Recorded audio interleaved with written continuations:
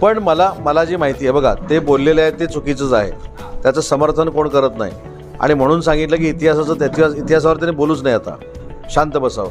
पण मला जी त्यातली त्रोटक माहिती आहे ती छत्रपती शिवाजी महाराजांवर त्यांनी केलेलं वक्तव्य हे निषेधार्हच आहे पहिली गोष्ट.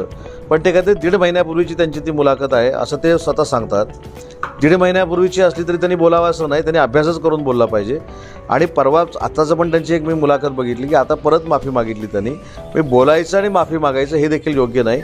या बाबतीमध्ये स्वतः मुख्यमंत्री महोदय लक्ष घालतील, उपमुख्यमंत्री महोदय लक्ष घालतील, त्यांना समज देतील किंवा कायदेशीररित्या काय करायचं असेल त्याचा निर्णय घेतील.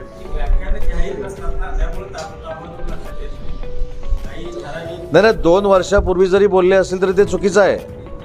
त्यांनी छत्रपती शिवाजी महाराजांवर बोलू नये. आणि जर त्यांना अजून कुठच्या अभ्यासकाराचा अभ्यास झालेला असेल तर तो जो कोण अभ्यासक आहे त्याचं नाव त्यांनी आमच्याकडे दिलं पाहिजे ना. तो खोटं काहीतरी लिहितोय असा त्याचा अर्थ आहे. त्यांनी जे म्हटलेलं आहे की या पुस्तकातनं मी रेफरन्स घेतला, त्या पुस्तकातनं रेफरन्स घेतला आणि अशा पद्धतीचा रेफरन्स जर तिथे असेल तर आपण बघितला पाहिजे. नाही म्हणजे घातक आहे ना ते.